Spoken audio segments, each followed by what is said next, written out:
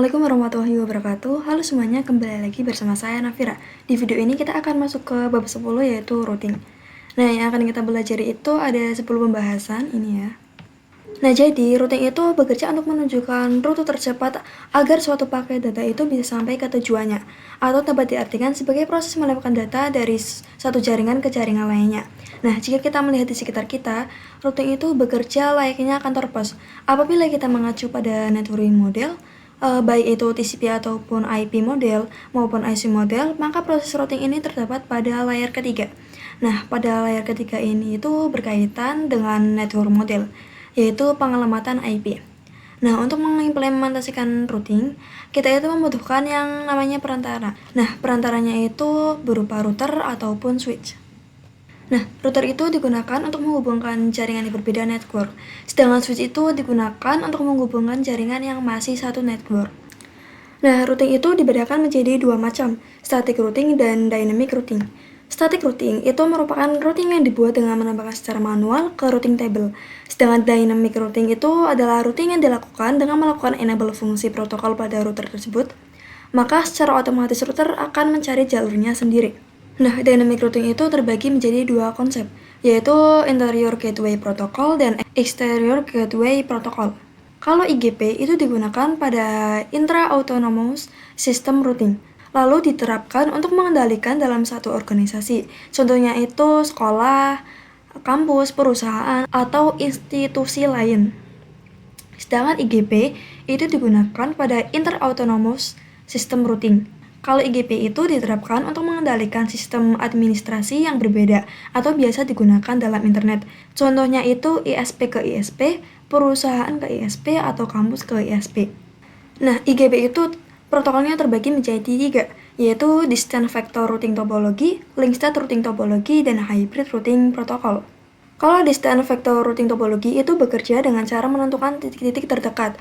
Contohnya itu RIP versi 1, RIP versi 2, lalu IGRP. Lalu Link State Routing Topology itu bekerja dengan cara melihat besaran bandwidth. Contohnya itu OSPF dan ISIS. Lalu Hybrid Routing Protocol itu merupakan gabungan antara distance dan link state. Contohnya hanya satu, yaitu EIGRP. Lalu contoh protokol itu hanya satu, yaitu BGP. Router itu digunakan untuk menghubungkan jaringan yang berbeda. Untuk menghubungkan perangkat tersebut, kita itu harus melihatnya berdasarkan routing table. Nah, routing table itu berisi informasi mengenai rute ke jaringan atau network tertentu. Lalu berisi nilai prioritas atau metrik dari masing-masing rute. Lalu routing table itu terbentuk dari semua rute yang berasal dari dynamic routing protocol. Lalu semua rutenya itu untuk network yang directly connected ke router, serta dari konfigurasi tambahan atau static route. Pada routing table nantinya itu kita bisa melihat informasi melalui route flag. Route flag itu merupakan simbol atau kode yang digunakan untuk mengidentifikasi atau menandai route dalam jaringan. Nah, hal ini tuh memudahkan kita dalam melakukan pengelolaan dan pemantauan jaringan. Nah, simbol-simbol tertentu itu memiliki arti masing-masing. Nah, salah satu contohnya itu ada DAC. DAC itu artinya yaitu Dynamic Active Connected, yaitu rute yang secara otomatis terinput karena interface mikrotik itu terhubung. Lalu ada AS, yaitu Active Static, yang artinya rute tersebut itu dibuat secara manual. Jadi jika terdapat tanda S itu menandakan bahwa routing tersebut itu dikonfigurasikan secara manual oleh pengguna. Lalu static routing. Static routing itu adalah metode routing di mana jalur routing itu ditentukan secara manual oleh administrator jaringan dan tidak berubah secara dinamis. Static routing itu diperlukan dalam situasi atau kondisi tertentu. Namun hal ini itu tetap bergantung pada kebutuhan, spesifikasi, dan karakteristiknya. Nah, static routing itu dibuat dengan cara menambahkan jalur manual ke routing table. Pada static route itu perlu menambahkan parameter routing secara manual ke dalam routing table-nya. Rumus dari static routing itu adalah mau kemana dan lewat mana. Karakteristik dari static routing itu mudah dikonfigurasikan pada jaringan skala kecil, membutuhkan resource yang ringan, dan manual konfigurasi setiap penambahan jaringan baru. Lalu studi kasus static routing. Nah, pada topologi yang digunakan itu terdapat beberapa perangkat. Namun fokus utama kita itu konfigurasi 2 router, yang nantinya itu akan dikembangkan menjadi 3 dan 4 router. Nah, kita mulai saja.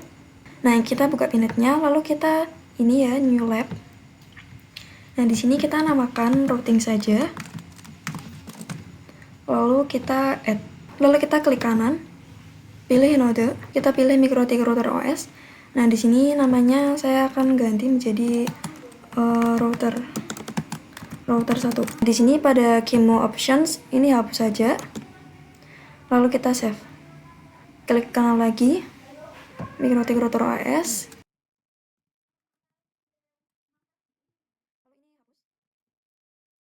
Lalu kita tambahkan ISP. Kini klik kanan, klik network. Lalu di sini namanya ISP. IP-nya itu CloudNAT. Lalu save. Lalu kita tambahkan 2 perangkat VPC. Klik kanan ini. Di sini namanya VPC 1, lalu kita save langsung. Klik kanan lagi, kita pilih node, lalu ini namanya VPC 2, lalu kita save.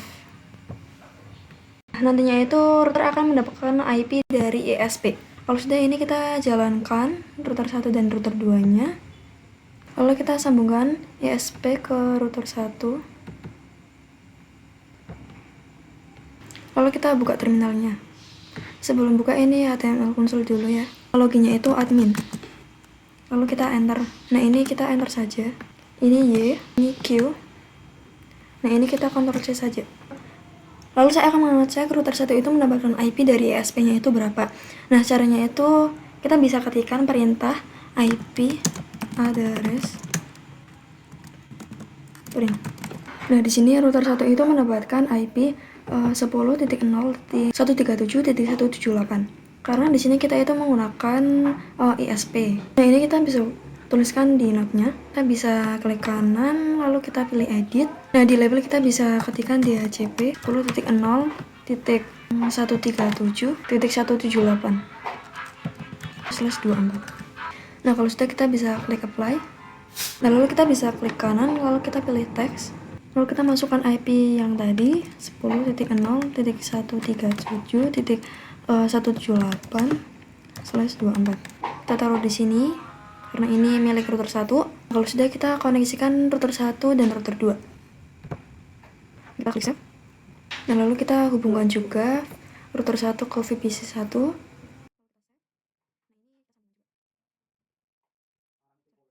Nah, lalu saya akan memberikan IP untuk semua perangkatnya.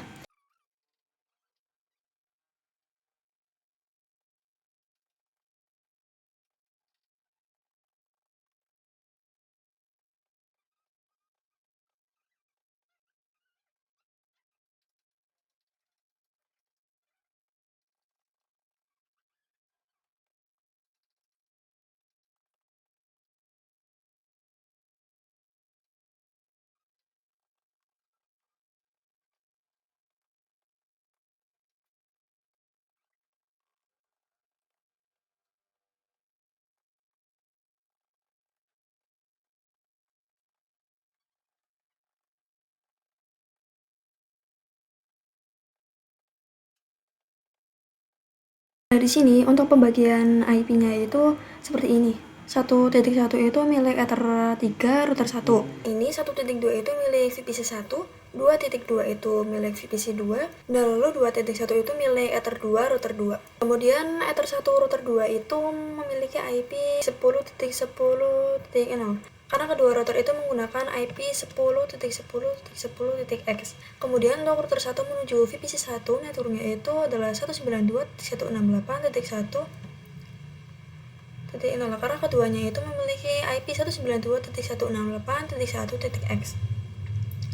Nah, lalu untuk router 2 menuju VPC 2 itu networknya 192.168.2.0 karena IP-nya adalah 192.168.2.1 dan 192.168.2.2.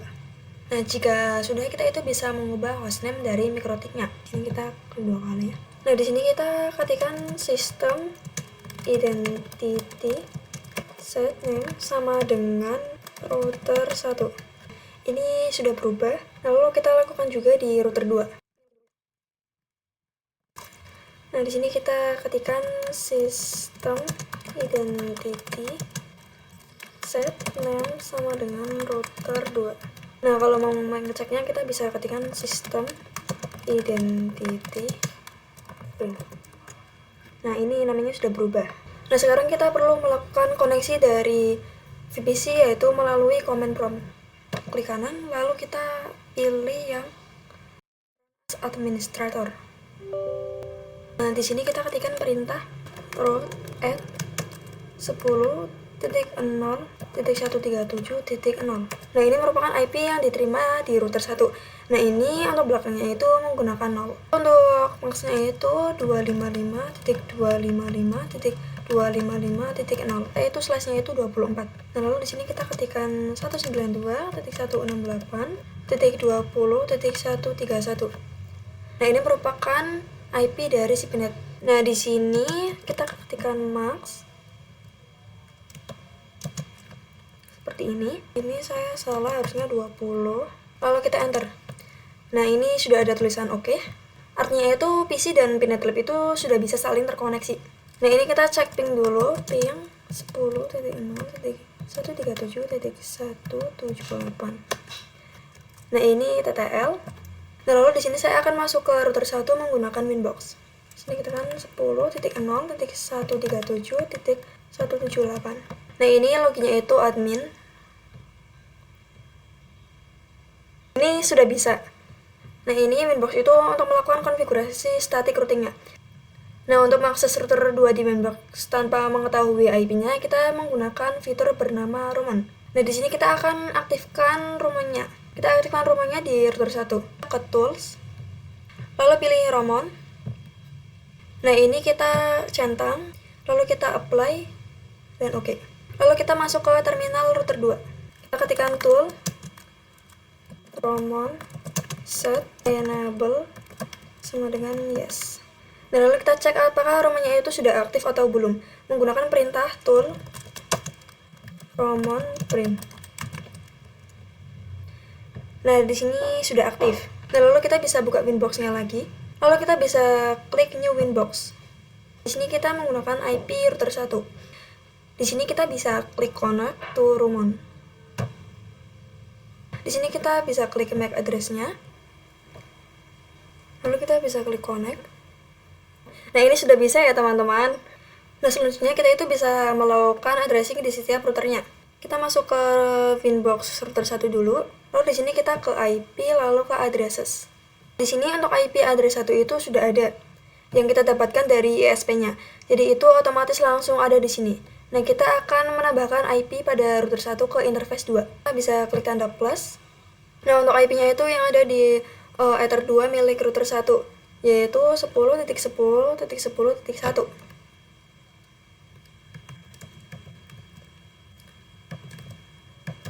Di sini untuk interface-nya itu Ether 2 ya. Lalu kita klik apply, lalu oke. Nah, kemudian di sini kita akan menambahkan IP ke arah PC Ether 3 ke router 1. Nah, di sini kita buat lagi. Di sini kita masukkan IP-nya yaitu 192.168.1.1/24. Lalu untuk interface-nya itu di sini 3. Lalu kita apply, lalu oke. Lalu kita lanjut ke router 2. IP lalu addresses. Nah, di router 2 itu hanya ada 2 interface saja, yaitu Ether 1 dan Ether 2. Klik tanda plus. Lalu kita masukkan IP-nya yaitu 10.10.10.2/24. Nah, interface-nya itu Ether 1, lalu kita apply dan oke. Nah, lalu kita klik tanda plus lagi. IP-nya ini ya. 1/24. Lalu untuk interface-nya itu Ether 2. Kita klik apply, lalu oke. Nah, lalu kita cek routing table-nya. Kita ke Winbox router 1. Lalu kita ke IP, lalu ke routers. Di sini itu terdapat route flag DAC. Nah, artinya itu sudah aktif atau terkoneksi, dan dia itu mendapatkan route secara dinamik. Ketika kita melakukan konfigurasi addressing pada interface-nya, baik ya klien maupun router sebelahnya, itu otomatis akan didaftarkan pada routing table-nya. Namun perlu diketahui di sini pada network 2.0 belum terkoneksi di routing list, belum ada network 2.0. Nah, kita itu akan menambahkan static route dari router 1 ke network 2.0.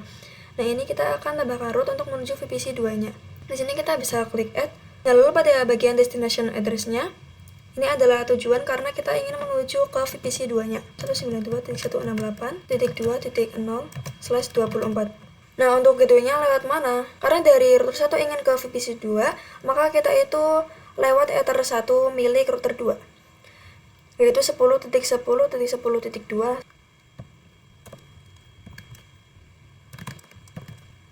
Kalau sudah, kita bisa apply. Lalu oke. Nah, sekarang network 2.0 itu muncul dengan flag AS atau aktif static. Di sini kita akan menambahkan static route di router 2 menuju network 1.0. Kita ke IP lalu ke routers. Nah, di sini hanya ada dua, yaitu 10.0 dan 2.0. 10.0 itu mengarah ke router 1 dan 2.0 itu mengarah ke VPC 2. Namun router 2 itu belum memiliki route untuk menuju network 1.0 atau VPC 1 sehingga masih belum bisa terkoneksi. Kita bisa tambahkan, kita klik tanda plus. Lalu untuk destination address-nya di sini 192.1.1.0/24. Nah, lalu untuk gateway-nya 10.10.10.1. Nah, kalau sudah, kita bisa klik apply. Lalu kita oke. Nah, sekarang network 1.0 sudah terdaftar. Nah, artinya router 2 itu bisa terkoneksi ke VPC 1. Nah, lalu kita akan melakukan uji cobanya. Di sini kita akan nyalakan VPC 1 dan 2-nya. Kita masukkan IP-nya di 192.168.1.2/24. Gateway-nya 192.168.1.1. Lalu kita bisa enter, dan lalu kita bisa cek menggunakan show IP. Ini sudah tertambahkan ya guys. Ini kita klik IP 192. Lalu gateway-nya yaitu 192.1.1. Lalu kita enter, kita cek show IP. Nah, ini sudah ada. Nah, jika VPC 1 dan VPC 2 itu sudah berhasil kita lakukan addressing, nah artinya itu kita sudah berhasil melakukan static routing pada dua router. Nah, sekarang kita akan uji coba. Kita bisa masuk ke Winbox router 2-nya. Nah, lalu kita di sini buka new terminal. Ini Ctrl C. Lalu kita lakukan ping ke Ether 3 router 1. Ping 192.168. Nah, ini sudah berhasil ya teman-teman. Nah, artinya dari router 1 ke router 2 atau sebaliknya mereka sudah saling terkoneksi. Nah, lalu ini kita tes dari VPC 1 ke VPC 2.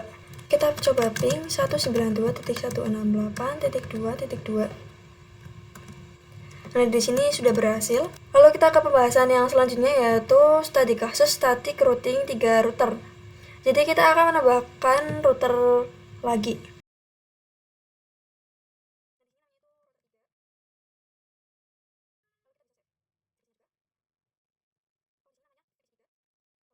Lalu di sini kita sambungkan. Nah, lalu di sini saya akan tambahkan teksnya.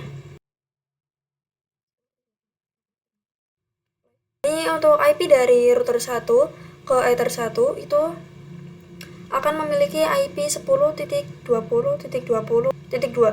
Kemudian untuk router 3 yang mengarah ke klien, saya menggunakan 3.1. Nah, lalu untuk VPC 3-nya itu saya memberikan IP 192.168.3.2. Nah, di sini kita akan memasang hostname yang berada di router 3. Ini kita nyalakan dulu.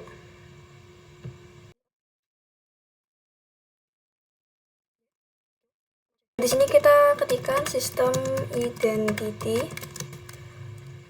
set name sama dengan router 3. Nah, untuk mengeceknya kita bisa ketikkan sistem identity. Nah, di sini sudah berubah. Nah, nantinya itu kita juga akan melakukan addressing di router 2 dan juga router 3. Karena di sini pada router 2 itu dia nambah satu Ethernet, yaitu Ether 3 dengan IP 20.1. Kemudian kita juga akan melakukan di router 3 karena di sini router 3 itu dia memiliki 1 dan juga 2, di mana ini 1 memiliki IP 20.2 dan router 2 memiliki IP 3.1. Nah, kita akan coba melakukan di router 2-nya terlebih dahulu. Kita masuk ke Winbox router 2-nya. Nah, di sini kita ke IP, lalu ke addresses. Nah, di sini kita klik tanda plus. Nah, ini untuk IP-nya yaitu 10.20.20.1/24. Lalu untuk interface-nya kita ganti jadi Ether 3. Lalu kita bisa apply, lalu oke. Nah, sekarang kita akan coba untuk melakukan addressing di router 3-nya dengan menggunakan fitur Ramon juga. Nah, sebelumnya kita aktifkan dulu fitur Ramonnya di router 3. Lalu di sini kita ketikkan tool Ramon set enable sama dengan yes. Lalu kita cek apakah sudah aktif atau belum. Tool Ramon print. Nah, ini sudah aktif. Lalu kita bisa ke router satunya, lalu kita bisa ke new Winbox. Lalu kita bisa connect to Ramon. Nah, di sini sudah muncul. Nah, ini untuk router 3-nya. Kita masuk menggunakan MAC address. Kita centang ini lalu kita connect. Nah, ini kita sudah berhasil masuk ke router 3-nya. Nah, sekarang kita akan coba addressing di router 3 dengan menambahkan 1 dan juga 2-nya. Kita bisa ke IP lalu ke addresses. Nah, di sini kita klik tanda plus. Nah, kita masukkan yang ini.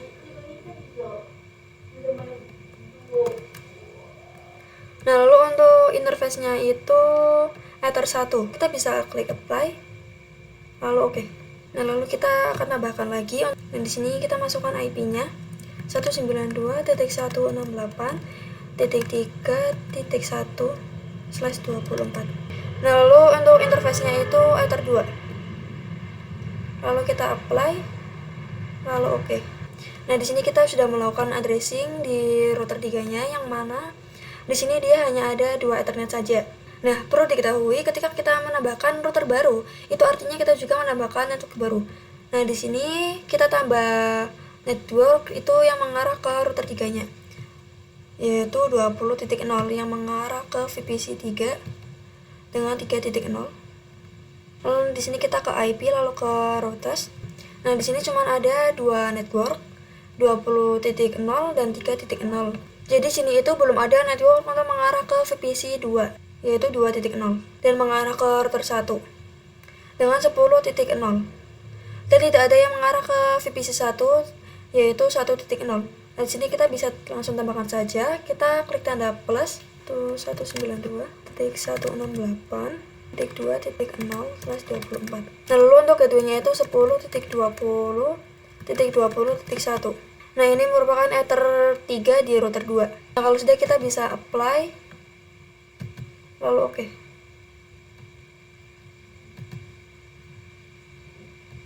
Nah, lalu kita klik tanda plus lagi ke tujuan router 1. Di sini destination address-nya itu 10.10.10.0/24. Lalu untuk gateway-nya 10.20.20.1. Lalu kita apply lalu oke.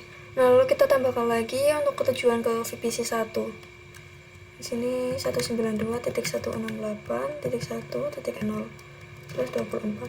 Lalu untuk gateway-nya 10.20.20.1. Kita bisa apply. Oke. Nah, ini sudah selesai untuk konfigurasi statik di routernya. Nah, kita lanjut ke pembahasan yang selanjutnya, yaitu static routing 4 router. Nah, jadi di sini itu kita akan nambahkan lagi untuk routernya. Kita klik kanan lalu kita pilih mode. Lalu di sini kita pilih network router AS. Di sini namanya saya akan namanya router 4. Lalu di bagian game option kita hapus saja. Lalu kita save. Lalu kita klik kanan lagi pilih node. Lalu pilih virtual PC di sini namanya VPC 4. Lalu kita save. Nah, ini kita hubungkan.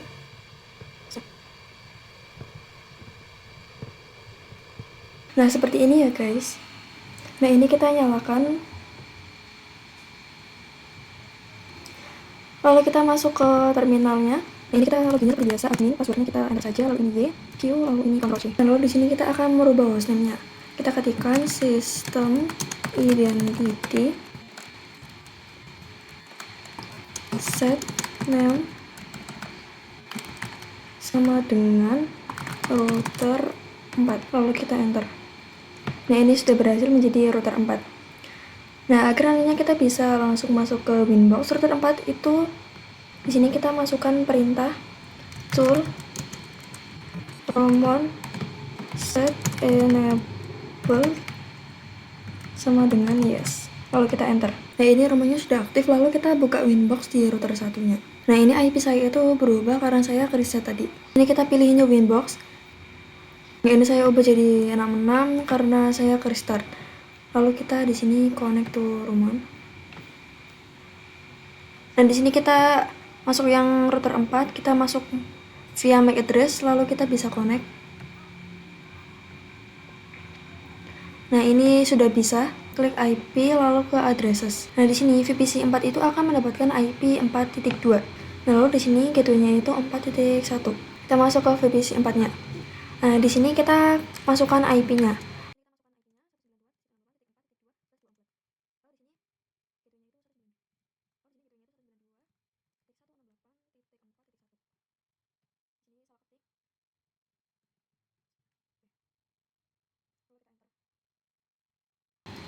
Nah, kita coba cek show IP. Nah, ini IP-nya sudah muncul.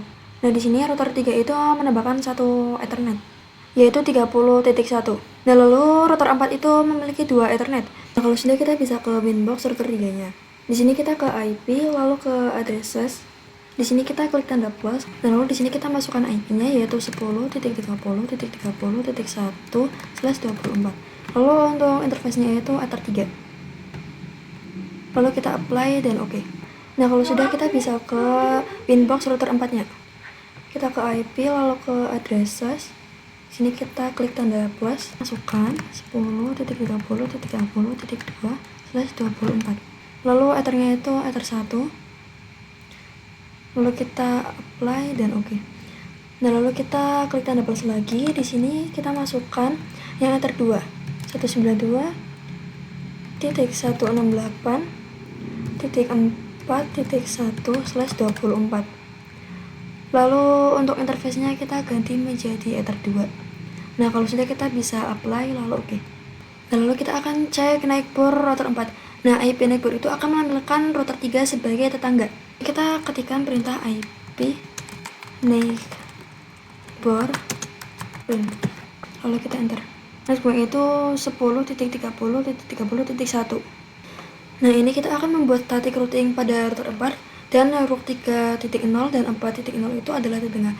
Jadi tidak perlu ditambahkan lagi. Network lainnya itu perlu dibuat static routing. Kita bisa ke Winbox router 4. Nah, di sini kita ke IP lalu ke routes. Lalu kita klik tanda plus. Ini kita tambahkan nanti yang ke VPC 3. 192.168.3.0/24. Nah, lalu untuk gateway-nya itu 10.30.30.1. Nah, kalau sudah kita bisa klik apply lalu oke. Nah, kemudian kita tambahkan lagi yang mengarah ke router 2, yaitu 10.20.20.0/24. Nah, gateway-nya itu 10.30.30.1. Apply dan oke. Nah, kemudian kita tambahkan lagi yang mengarah ke VPC 2, 192.168.2.0/24. Gateway-nya itu 10.30.30.1. Lalu kita klik apply dan oke. Nah, kemudian yang mengarah ke router 1, 10.10.10.0/24. Nah, gateway-nya itu 10.30.30.1. Lalu kita apply dan oke. Lalu kita tambahkan lagi yang mengarah ke VPC 1, 192.168.1.0/24. Lalu gateway-nya 10.30.30.1. Lalu kita bisa apply lalu oke. Nah, ini sudah berhasil semua. Ini artinya aktif starting. Nah, otomatis router 3 itu sudah memiliki network 30.0. Nah, kita akan tambahkan route menuju VPC 4. Kita buka Winbox yang route 3. Nah, di sini kita ke IP lalu ke routes. Nah, di sini kita klik tanda plus. Lalu di sini isikan 192.168.4.0/24. Keduanya itu 10.30.30.2. Lalu kita apply dan oke. Nah, kemudian kita akan menambahkan router 2 menambah 2 root menuju router 4 dan VPC 4. Nah, ini kita ke router 2. Kita ke IP lalu ke routes, lalu kita klik tanda plus. Nah, di sini kita masukkan 10.30.30.0/24. Nah, lalu gateway-nya itu 10.20.20.2. Kita apply dan oke. Nah, kita tambahkan lagi untuk menuju VPC 4. 92.168.4.0/24. Lalu untuk gateway-nya 10.20.20.2. Lalu kita apply dan oke. Nah, kemudian kita akan menambahkan router 1 menambah 2 root ke router 4 dan VPC 4. Nah, ini kita masuk ke Winbox router 1. Kita ke IP lalu ke routes. Di sini kita klik tanda plus. Nah, ini kita masukkan 10.30.30.0/24. Lalu gateway-nya itu 10.10.10.2. Nah, lalu di sini kita tambahkan lagi yang menuju ke VPC 4. Nah, di sini address-nya itu 192.168.4.0/24. Untuk gateway-nya yaitu 10.10.10.2. Kita bisa apply lalu oke. Nah, VPC 4 itu memiliki 192.168.4.2/24.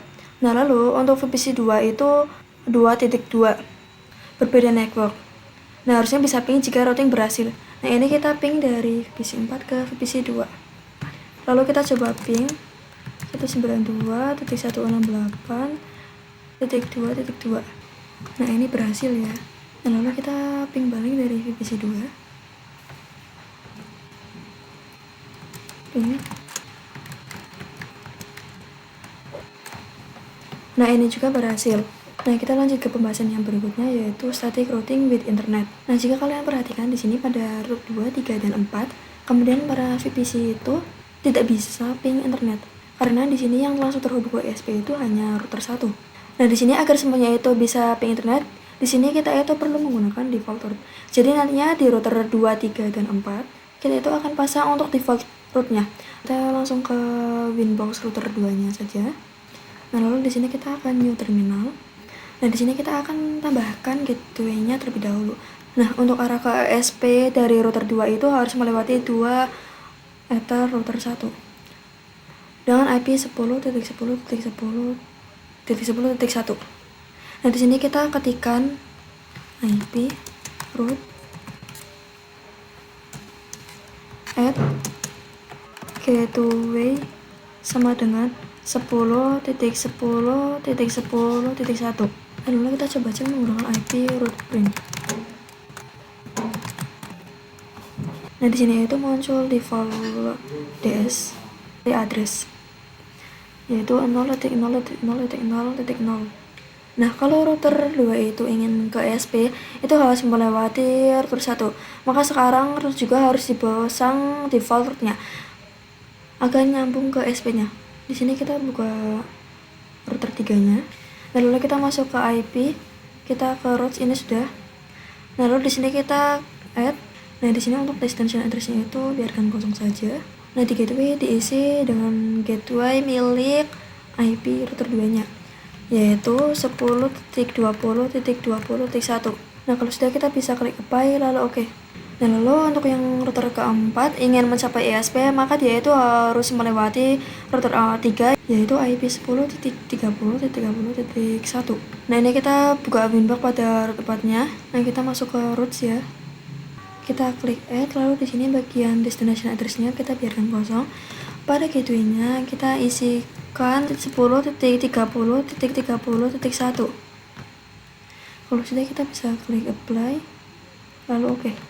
Nah, di sini kita itu akan melakukan ping 88 baik di router 2, 3 maupun 4 dan VPC-nya.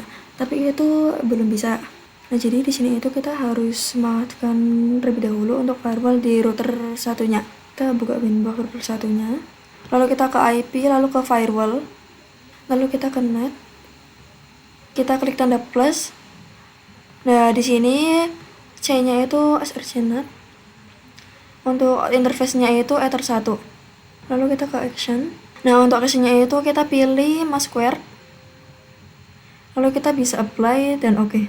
Lalu kita coba pengujiannya. Coba di router 4, kita coba ping 88. Nah, ini berhasil. Nah, kita coba ping 1.1.1.1. Nah, ini hasilnya TTL. Nah, lalu kita coba ping google.com.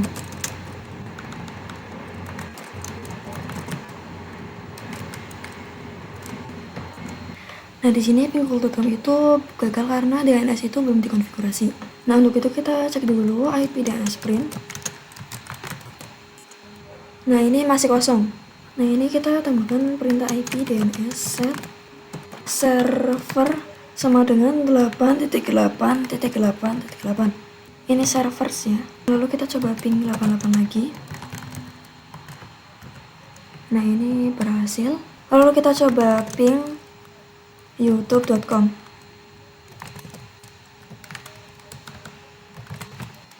Nah, di sini hasilnya juga sudah berhasil. Lalu materi yang selanjutnya yaitu dynamic routing.